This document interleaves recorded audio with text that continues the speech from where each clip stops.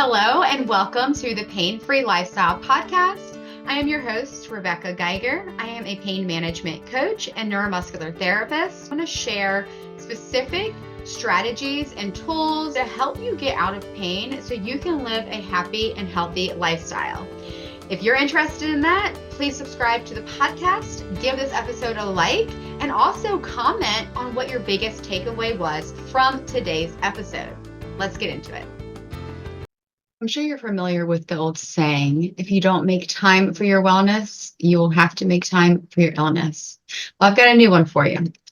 If you don't invest in your fitness, you will be paying for your illness. Do you like that? Let's face it. It's time or money. That's what we have. That's what we have to invest in. And that's what it takes to do things that make us healthy. Now, does it have to be our entire paycheck? No.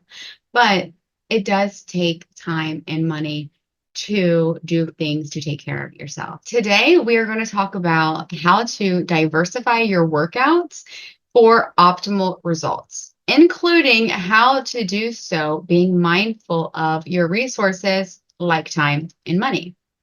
We're also going to talk about the components of physical fitness that actually matter. And we're going to talk about how to get out of the vicious pain cycle trap that I see too often.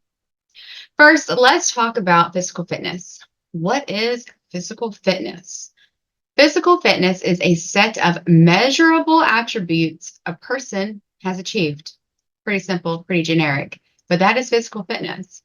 And people who are physically fit have achieved a physiological state of well-being that allows them to successfully meet the demands of daily living, or that provides the basis for sports performance. Now, did you hear the most important thing that I just said? Let me go back. Allows them to successfully meet the demands of daily living. That's why we want to exercise and become physically fit. It is not to run a race. It is not to make a PR. It is not to be the best at whatever it is that you're doing. It is simply to improve the quality of your life and do the tasks that come with daily living. It is for life. It is for health. It is not for physique. Now, all those things are great goals to have. I'm not going to lie to you and say that those aren't things that I personally want sometimes. However, the reason that you work out should not be a vanity goal. It should be to improve your quality of life. And we're going to talk about the components of physical fitness so you can see really what matters most. So there are two basic categories when it comes to how these attributes components are broken up. They are health-related components and skill-related or performance components. We're going to first talk about the health-related components. So there are 5 components, and there is a little bit of a theme, which I wonder if you notice. So comment and let me know if you notice the theme once I get through these. Number 1, cardiorespiratory endurance. This is, that heart health. This is increasing your heart rate on a regular basis. So then at rest, it's at a lower heart rate, which means that it's not working as hard, therefore has longer lifespan. And when you have good cardiorespiratory endurance and cardiorespiratory health, your body and all your systems function better because your blood is flowing properly and getting all the nutrients to the cells and taking away all the waste from the cells. The second component of health-related physical fitness is muscular endurance. So this is basically how much your muscle can endure. So this is doing either static or dynamic. So static would be like holding a plank or a wall sit. That is muscular endurance. Or just simply doing lots of reps with weights. That is endurance as well. The third component of health-related physical fitness is muscular strength. And this is basically what it is. It is how strong your muscle is. With muscular strength, it's typically a heavier weight with the lower reps, or you can do lighter weights, still heavy-ish, but modify or manipulate the reps. So this is like going really slow or doing pulses or things like that to improve the strength. This time under tension will improve your muscular strength. The fourth component of health-related physical fitness is flexibility. And this is not flexibility like, can I touch my toes kind of thing. Sure, that can be important at sometimes, but it's more about the joint. It is how getting the joint to be able to move through its complete range of motion. So compared to bending over and touching your toes, that could determine your length of your hamstrings, as long as your back is not curved, by the way. However, that really means almost nothing if you can't circumduct your hip, if you can't take your hip and rotate it in a clockwise direction and a counterclockwise direction. That's more important than how close you can get to your toes. Because if you can't move your joints, like, you can't move. I don't know. There's a lot of stuff going on in joints. I'm not going to get in there, but it's important that they can move, obviously for daily living and doing tasks and stuff. The fifth part of health-related physical fitness is body composition.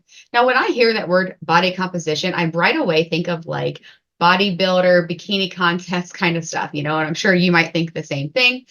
But it's not. It's not about the bikini body. The body composition is just like the relative amount of like lean mass to fat-free mass. You don't need to have the lowest body fat percentage. And actually for women, that is not healthy, especially when it comes to hormone balancing. One of the biggest areas of your body that you really do want to be mindful of gaining too much fat in is your abdomen, because that puts you at risk for cardiovascular disease, heart attack, stroke, diabetes, metabolic syndrome, among other things.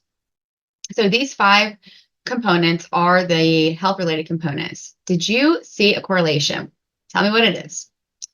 You know what? A lot of it has to do with muscle. I love that because I sometimes refer to myself as the muscle whisperer. I love muscles. That's what I work with constantly. And the thing is, muscles are a huge part of our health. I mean, even in the cardiorespiratory category, your heart is actually a muscle. Now, it's not like skeletal muscle, but it's still a muscle. And there are actually muscles in your leg that help to pump blood back up to your heart. The muscular endurance, obviously, that's muscle. Muscular strength, obviously, that's muscle. Flexibility, there is a muscular component to that because the muscles are attached to the tendons that then attach to the bones that usually surround the joint and support the joint as well. And then body composition. Lean mass is your muscle, bone, connective tissue, and the other tissues in your body, basically everything other than fat. And so muscle can make up a big part of your body composition. So I just find that fascinating and wonderful that muscles are just like pretty much all that health is about. So when people have favorable measures of all of these components, they tend to lead to increased quality of life.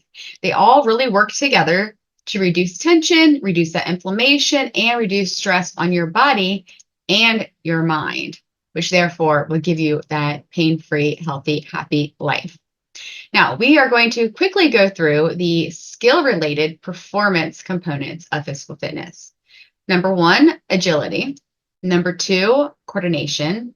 Number 3, balance, which this balanced one, I feel like it honestly should be in the first category, and maybe down the road it will. Balance is really important. As you age, you need to be working on your balance so you don't fall, because, older people are at risk for falls. So I think this might change, and that might be more of a health-related component. But also in a yoga class I took once, the guy was talking about, he was mentioning how just doing 30 seconds standing on each foot per day increases your balance and reduces the risk of those falls. So he was referring to some study, and I don't know what it is, but I just thought it's interesting, or at least notable to say that I just think it should be in the health-related category. Also, part of the skills-related or performance components of physical fitness are power, reaction time, and speed. So typically, athletes who want to maintain or improve their abilities in their given sport are concerned with these. And, I think these are nice to have, but they aren't necessary for a healthy, happy, and pain-free life.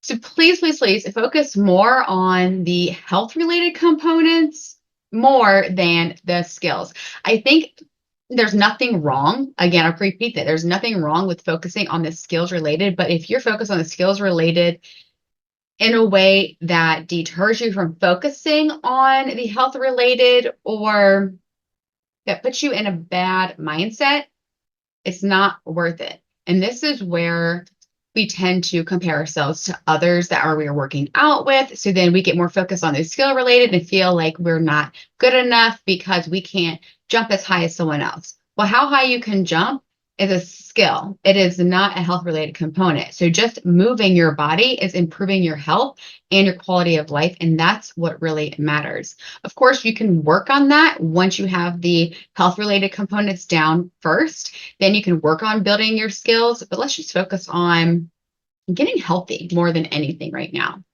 And then also, this is where I see people resist making adjustments to their workouts because they don't want to. They're athletes, they're skills, they have these skills, but really got to get the basics down. And if you don't have that flexibility, or if you don't have the muscular endurance or the muscular strength needed to have and do those skills, you're really just setting yourself up for injury and disappointment and just not so happy, healthy, pretty painful life actually. Next, I want to talk about the importance of diversifying your workouts. And what does diversifying your workouts mean? This means having multiple types of workouts to give you that optimal result that you're looking for. That way you can have, good cardiorespiratory fitness, muscular endurance, muscular strength, flexibility, and a good body composition. And a good body composition it's worth a whole subject when we get to talking about weight loss at some point, but it's not about the least amount of body fat. Please don't go chasing like bikini body. Just know that you need to have less fat, significantly less fat than, than your lean body mass. And you really want to watch the visceral fat. This comes up because I've talked to different people who kind of jump from like gym to gym and often get discouraged and disappointed because they aren't getting or seeing the results that they want in that particular gym. So they gym hop basically. And in theory, there's nothing wrong with that because you do need to explore and find, a gym or something that works good for you that you actually enjoy. But if you're doing it because you're like, well, I get injured or I'm in pain or it just is not, I'm not losing weight, those really aren't the good reasons, to gym hop. You want to find a place that you do enjoy the workout, you enjoy the community, and it's really honestly convenient. I think it has to be convenient for you to stick to it and stay with it for a longer period of time. And you don't have to have one gym forever for the rest of your life. It's okay to move around and do things, but make sure what you're chasing is more of the enjoyment and like getting like a difference versus like, again, I'm not, losing weight or I'm getting injured or I'm in pain or whatever it is. So I kind of look at it like this, like a spouse, your gym can't be your everything. It's okay and totally normal and should not rely on your spouse to be your everything, but it's totally normal that it doesn't fulfill every one of your needs. It's not intended to do that. There are a lot of gyms out there that I feel are trying to do that and they're incorporating like cardio and Pilates. Like, I'm sorry, but like, stop. Please stop doing that. Like Joseph Pilates he's probably rolling around in his grave. Like, I cannot believe that they're doing that. But anyway, we're trying to, I think as a society that we don't have a lot of time, we're trying to combine multiple things. And this has been going on for a couple of decades. And so, but I think it takes away the purpose of Pilates when you're incorporating cardio into it. Or you're doing like hip hop yoga. I don't get down with that. Like yoga is supposed to be more like serene and relaxing, still building some strength and power and heat, but like more for restorative, I guess. And there's different types of yoga and everything. Anyway, I'll talk about that all day, but I don't want to do that. The point is having diversifying your workout is important. So don't rely on just one place to be your everything. So I'll talk about myself, for instance, and kind of like how I diversify my workouts.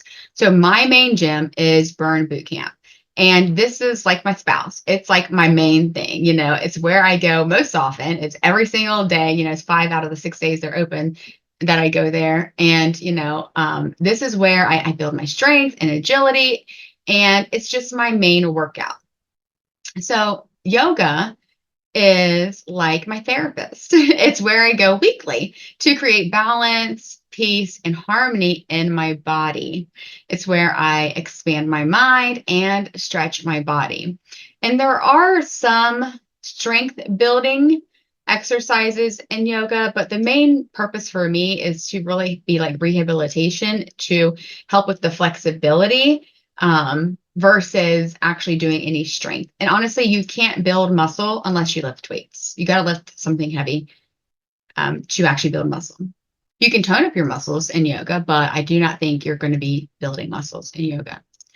Walks are my friends. It's where I go several times a week, and it's where I learn to be present and mindful in a moving world. It's where I often come to many revelations.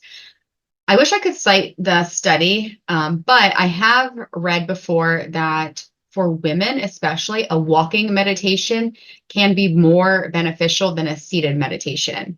Now, personally, I like both because that's just how I am. I like doing a 10-minute meditation in the morning, which I can say that for the past week, I have done it almost every single day. I feel so good about myself because I really wanted to make this happen after the eclipse. It was one of the goals that I had for myself, and I'm making it happen, and it feels really good. But walking too is just a way to, free your mind, and it moves your body. Like I feel that I am so stiff when I don't walk. Like I need it to just relieve the stiffness and to have me really practice good posture, which when I am practicing my good posture and I'm sitting up, like in my seat, I'm kind of slouching down in right now. But when I'm doing that, I can feel tension coming off my hips, off of my knees because I'm engaging my core. So it's just like a practice time. And then also physical therapy. So physical therapy is movement. These are small movements that are really designed for specific areas, is what I'm looking at physical therapy as. Physical therapy is like my parent. It's there to support me when I get off balance. It strengthens the specific areas I need in order to build strength and agility at the gym.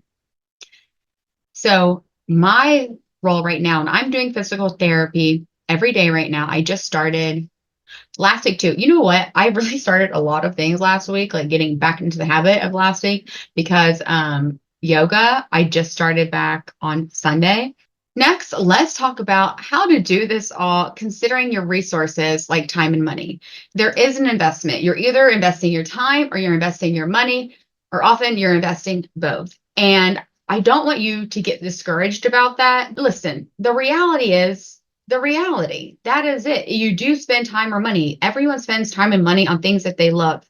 And I really hope you love yourself enough to spend that time and money on your health and your fitness, because that's what's ultimately going to carry you forward and allow you to live the life that you want and do the things that you want to do. And you get concerned about money now, but you're going to be paying that money later when you have to go to the doctor every other week, or when you do come up with an illness and have to go on medication and have medical gear to keep you alive, And so you're going to pay for it one way or other. I'd rather pay up for it up front and have a longer, healthier, happier, pain-free life than just try to get away with whatever I can right now and not do it later. And it's the same with time. That's why, if you don't make time for your wellness, you'll be making time for your illness. It goes along those same lines. We do all only have a certain amount of time, and especially like a busy working mom like me, you have to manage the time with what you have. That's what we're going to talk about. I'm going to share with you kind of like how I do it, and then give you some tips about how you could do it and make it happen. Because ultimately, you should want to do it. You should want to do it, but I understand that it feels hard sometimes to do all the things. It can feel like a full-time job, but I'm telling you, consistency is what's most important. You don't have to do anything every day. You don't have to be restrictive. You don't have to go to extremes. You just got to be consistent and focus on your progress. So for me, I do, like I said, go to Burn Boot Camp. So that's my membership. That's what I pay a significant amount of money for every month. That's where I go most often. And that's what I spend the most money on. Then secondly is for yoga and or Pilates, because my goal right now is to do yoga or Pilates once a week. Again, I am a full-time working mom, so I deal with the same time restraints as anyone else. Plus, I have a 20-month-old now who requires a lot of attention. And so I have to make sure that I have childcare for her in order to do anything for myself.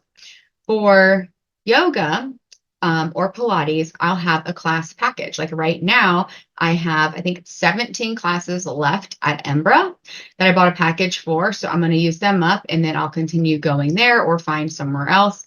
But basically, I'll just buy packages and let them last a few months versus paying for that every single month. Like, yes, technically, per session, like it would be cheaper to buy a membership, but it's only cheaper if I go there multiple times a week. But I know I'm not going to go there multiple times a week. So it's not about getting the best deal at these places. It's like just being more realistic and mindful. Let's just not get too hung up on having to have like the cheapest. Certainly be mindful about your money and try to make the best choice. Like instead of me paying a drop-in rate, which is definitely the highest rate, I can plan ahead and get a package and use that over a few months.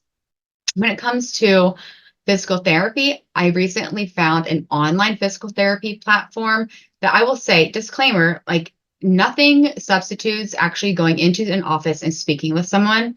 But for myself, I've been through PT. I understand the process. I know what's expected of me. I'm very familiar with the body and understanding the mechanics and kinesiology a bit and just how everything works. And so I feel really confident that I can do an online program. And plus, like the resource that I found asks you like a million questions, it seems like, and even has you like look at different things.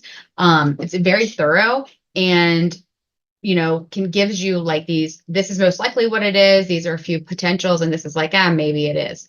And then based on that, you can choose a program for whatever you have going on. And so that was $1.99 to just find like to fill out the survey and get like their potential, condition. And then you pay $12.99 a month for the therapy. That's so cheap. Like, I mean, I'm going to have that. Then once I'm done, because right now I'm working on my knee, it's like a million times better. It honestly doesn't hurt like that much, but it still does hurt. Like when I walk up steps or sometimes if I squat too low or something like that, or just like these little tweaks that at this point is just annoying. And so I'm working on building up my hip strength, but I wanted to do the physical therapy before I got really into doing like a Pilates reformer class, for instance. Okay, then go on to walks. So walks, guess what? They're complimentary. Thank you, Earth. Thank you, City Services, for our sidewalks. They're free. You can get out and walk. Now, I am one who does not like walking in the cold. So what I've done in the past is actually got a YMCA membership so I can still maintain my walks in the colder months. Now having the baby, that's really not possible because they only have childcare at certain hours, and I'm either in my other gym or I'm working during those hours. So it doesn't really work. So I'm going to clear out my garage and talk Chris into buying an elliptical and hopefully getting rid of this one that we have already because it's not really elliptical. It's more of a Stairmaster. And like that's the last thing that I need for my knee because my quads are just overtaxed and they're like, give me a break. Anyway, side note. So that's what I do. Now, what I want you to do is figure out a plan that works good for you and your schedule and your budget. So you do not have to do exactly what I'm doing. It is important that you find something where you can practice those health-related components of physical fitness, which again is cardiorespiratory fitness. So this is like walking, cycling, swimming, doing the muscular endurance and muscular strength, which is lifting weights or static holds.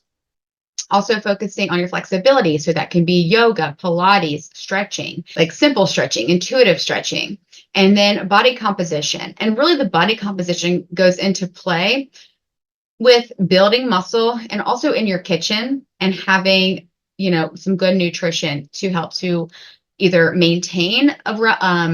maintain your body fat percentage or to lessen it if that's something that you need to do. Now, if you're on a budget, the YMCA's and the recreation centers, a lot of them do a lot of these. Some of them have, a lot of them actually have, especially in Cincinnati, they have fitness rooms with weights, and like cardio equipment. Plus they have classes like Pilates, yoga, Tai Chi. They might have like a HIIT class or something. So just check it out, and do what's best for you and what you like and what you enjoy and what you're able to do. One of the components of why I go to Burn is because of the childcare. I cannot work out unless I have someone watching my kid. That's just the reality of it, especially having the little one now. My oldest, she's fine. She could stay at home or she could just like hang out on, by the gym if we needed to, if they didn't offer any childcare. But that's part of it too. So where are you at? Like what stage and season of life are you in? What's going to work best for you? And ideally you'll want to do strength training 2 or 3 days a week, and you'll want to get cardio respiratory in. I mean, in an ideal world, I would take walks every single day, but it really doesn't matter. You can do it every day for a shorter period of time. You could do like less days, but longer time. All you really need is anywhere from 150 to 300 minutes of moderate intensity exercise each week to fit and fulfill the requirements to be physically fit. That's all that you really need. Less than 150, you'll still get some health benefit. So still something is better than nothing, but that 150 is like the spot that's like, oh, has some significant improvement in health. And then beyond 300 minutes, there's no significant improvement in health. Now that's where the skills related may increase by practicing those different skills, but past 300, it's not improving your health. It's not taking away from your health, but that's just the sweet spot, 150 to 300 minutes. So break that down, maybe it's 2 strength days a week, 3 walks that you do, 1 day of yoga. Maybe it's going out to a place. Like I have to get out of my house and go to a place, and I can only do it on a day where I have childcare. So I have like 1 day a week that I could do it, but really that 1 day that I could do it, I actually need to work. It's like a flex day for me. And so I'm going to be doing it like maybe every other Sunday, every other Tuesday. I'm not sure what works for you. Or maybe doing it at home, getting a video or looking up on YouTube or finding an online yoga studio that you can follow along with. PT can be something that you do online. You can go see someone, talk to your doctor if that's something that you need right now. That's just what I'm doing right now. Just find what works for you, what works for your budget, what works for your time, and that busy season of life that you're in right now. Because listen, they're all going to be busy. They're just going to be different busy, like once my baby becomes, I don't know, school age, I won't have that to worry about necessarily of like, oh, I have to have childcare on Monday in order to do whatever it is that I need to do. But it's still going to have challenges and I'm still going to be busy, It's just a different kind. Let's talk about the cycle trap that I see too often. Tell me if any of this has ever happened to you. You experience pain. So because it hurts, you don't work out. Then what happens? You lose strength and that flexibility. And you're like, dang, I feel like crap. So I'm going to start again. I'm going gung ho. I'm going 5 days a week. I'm doing this. But it hurts something again. Experience more pain. So what do? Stop working out. Lose that strength and even more flexibility. Then you feel miserable about yourself and your life. Does that ever happen? I hear this too much. It's awful. It's an awful cycle. And it will just continue if you don't interject it. So let's think about a positive cycle.